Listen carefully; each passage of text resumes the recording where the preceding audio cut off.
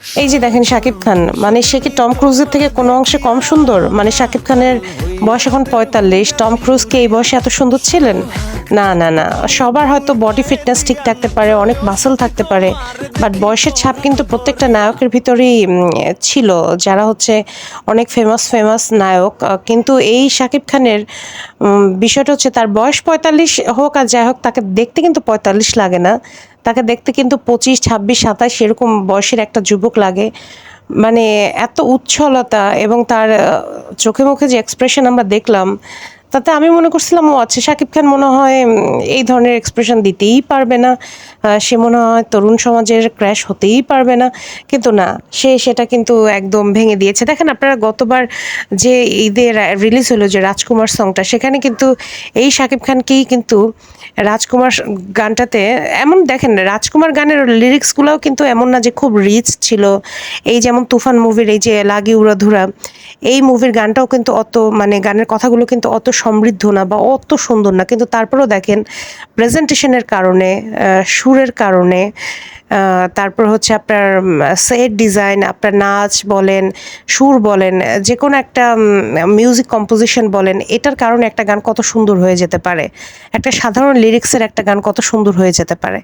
খেয়াল করছেন তো? এইটা কিন্তু হচ্ছে রাজকুমারের একটা ব্যর্থতা ছিল, রাজকুমারের যে ডান্স নাম্বার যেটা ছিল, তো এটাও তো একটা ডান্স নাম্বার। কিন্তু দেখেন এই এই গানটা কিন্তু মানে মানুষের মুখে মুখে থাকার মতো একটা গান। রাজকুমার মুভির যে রাজকুমার গানটা নিয়ে যতই আমরা রিভিউ দেওয়ার চেষ্টা করছি পজিটিভ, যাতে শাকিব খান কষ্ট না পায়, শাকিবিয়ানরা কষ্ট না পায়, কিন্তু ওই গান কিন্তু এখন আর মানুষের মুখে মুখে নাই, হারাই গেছে ওই ঈদ পর্যন্তই।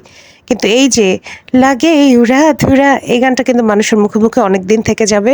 এবং আছে না যে কিছু কিছু গান এমন না যে খুব লিরিক্স মানে খুবই উন্নত, যেমন আমার ঘুম ভাঙাইয়া গেল গো মরার কোকিলে, এই যে সাধারণ সাধারণ গানগুলো এখনো যুগ যুগ পরেও গানগুলো অনেক বেশি মানুষের মুখে মুখে আছে। তো লাগে উড়াধুরা গানটা হচ্ছে ওরকম, এমন না কথা খুব সুন্দর সমৃদ্ধ, কিন্তু গানের যে রিদমগুলো সেগুলো খুবই টাচি, এবং এগুলো মানে মানুষের ইমোশনকে মানে হিট করতে পারছে, এবং এগুলো মানে শুনলেই মনে হবে আচ্ছা একটু নাচি, মানে ভিতর থেকে একটা নাচ নাচ ফিল আসবে। তো শেষের দিকে যখন আমি দেখলাম যে রায়হান রাফিকে, আমি ভাবলাম কি রে, রায়হান রাফি একটা নাচ দিবে নাকি?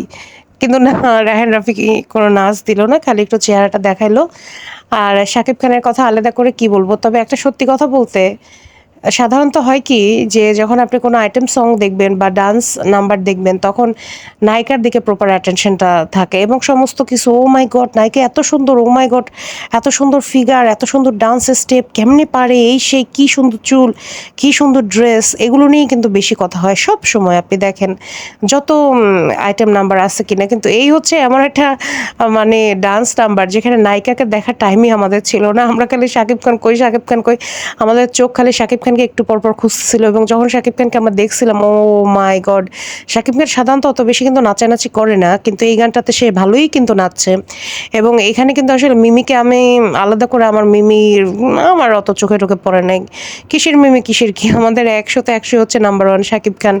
তাকে দেখছি, তার সৌন্দর্য উপভোগ করছে, এটাই অনেক কিছু। সেখানে মিমি কি পড়লো, মিমি কি নাচলো, এটা আমাদের আলাদা করে অত দেখার সুযোগ হয়নি, বা মানে শাকিব খান স্ক্রিনে থাকলে আসলে তার পাশে কে থাকলো না থাকলো ওটা দেখার আসলে দরকারও হয় না। তবে হ্যাঁ, কিছু শাকিব খানের পাশে কিছু কিছু নায়িকা থাকলে, যেমন সেই নায়িকার দিকেও চোখ গিয়েছে। যাই হোক, নামগুলো আর না বলি আজকে। সবাই ভালো থাকবেন, ধন্যবাদ।